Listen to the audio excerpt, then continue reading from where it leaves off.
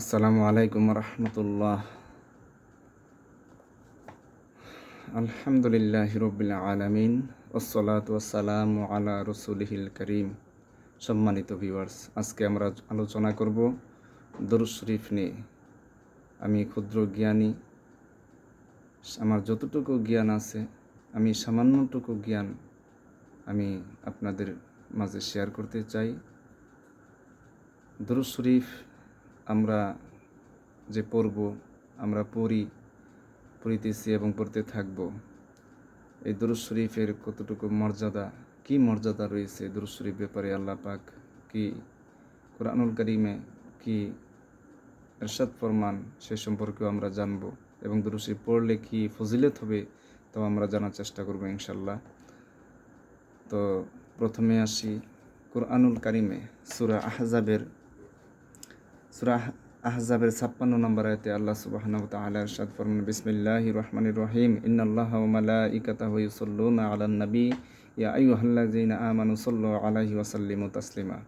আল্লাহ সুবহানাহু ওয়া তাআলা কুরআনুল কারীমে ইরশাদ ফরমান, ইন্নাল্লাহা ওয়া মালাইকাতাহু, নিশ্চয়ই আল্লাহ তাআলা তার ফেরেশতাদেরকে নিয়ে ইউসাল্লুনা আলান নবী, আল্লাহ সুবহানাহু ওয়া তাআলা ইরশাদ ফরমান যে নিশ্চয়ই আমি ফেরেশতাদেরকে নিয়ে আমার বন্ধুর উপর দরুদ পড়ি।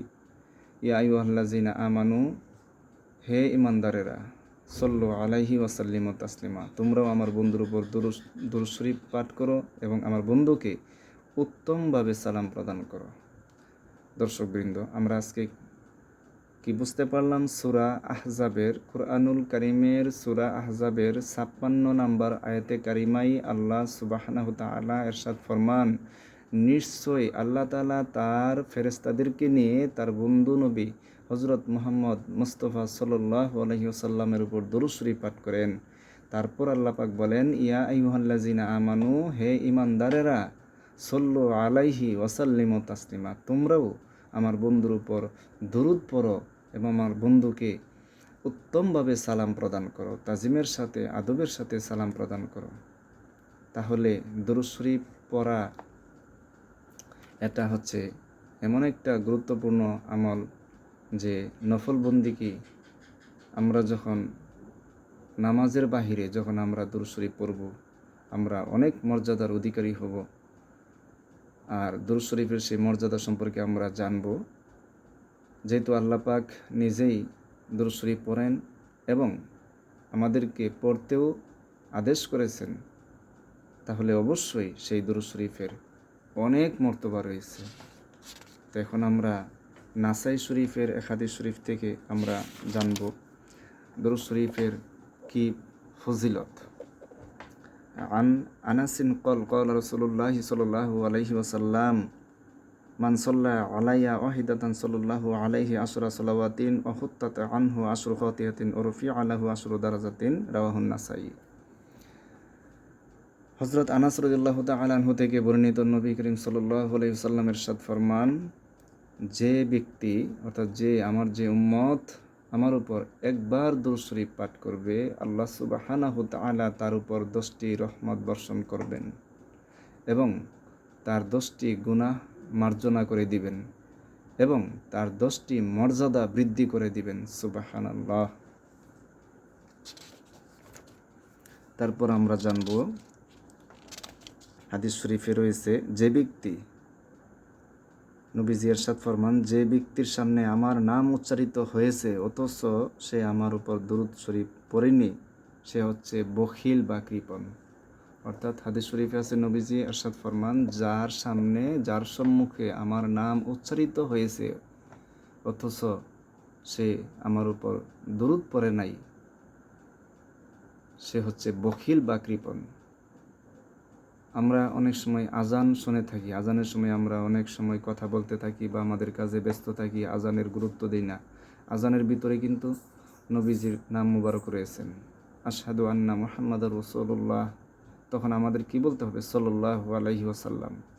অবশ্যই আমাদেরকে বলতে হবে, যখনই মুহাম্মাদুন রাসূলুল্লাহ, মুহাম্মদ শব্দটি উচ্চারিত হবে, রাসূলুল্লাহ শব্দটি উচ্চারিত হবে, তখনই আমরা বলে ফেলবো সাথে সাথে সাল্লাল্লাহু আলাইহি ওয়াসাল্লাম। অর্থাৎ আমরা সাল্লাল্লাহু আলাইহি ওয়াসাল্লাম শব্দটুকু আমরা উচ্চারণ করব। যেহেতু হাদিস শরীফে নবীজি বলেন, যার সম্মুখে আমার নাম উচ্চারিত হলো সে নাম উচ্চারিত হলো অথচ সে দুরূদ পাঠ করলো না, সে হচ্ছে বখিল বা কৃপণ। আরেক হাদিসে রয়েছে, সে ব্যক্তির নাক ধূলিসাৎ হোক যার সামনে আমার নাম উচ্চারিত হয়েছে আর সে আমার উপর দুরূদ পাঠ করেনি। তাহলে দেখেন দুরূদ শরীফের কি গুরুত্ব। আর নবীজি আরেক হাদিসে রয়েছে, নবী করিম সাল্লাল্লাহু আলাইহি সাল্লাম ইরশাদ ফরমান যে আউলান নাসি বিয়াউমাল কিয়ামাতি আকসারুহুম আলাইয়া সলাতান, রাওয়াহু তিরমিজি। আউলান নাসি বিয়াউমাল কিয়ামাতি অর্থাৎ কিয়ামত দিবসে নবীজি ইরশাদ ফরমান যে ওই ব্যক্তি আমার সবচেয়ে বেশি নিকটে থাকবে যে দুনিয়াতে বেশি করে আমি রাসূলে পাকের উপর দুরূদ শরীফ পাঠ করবে। অর্থাৎ নবীজির উপর যে ব্যক্তি বেশি পরিমাণে দুরূদ শরীফ পাঠ করবে, নবীজি বললেন হাসরের দিন ওই ব্যক্তি সে আমার তত বেশি নিকটবর্তী হবে। এটা হচ্ছে রাওয়াহু তিরমিজি। আউলান নাসি বিয়াউমাল কিয়ামাতি আকসারুহুম আলাইয়া সলাতান। আর দুরূদ শরীফ যদি আমরা না পড়ি, যে কোনো ইবাদতের মধ্যে যদি আমরা দুরূদ শরীফ সংযুক্ত না করি, তাহলে সেই ইবাদতটা আল্লাহ পাকের দরবারে পৌঁছায় না, এটা আসমান এবং জমিনের মধ্যস্থলে ঝুলতে থাকে। ইন্নাদ দুআ মাওকুফুম বাইনাস সামাই ওয়াল আরদি হাত্তা তুসাল্লি আলা নাবিকা।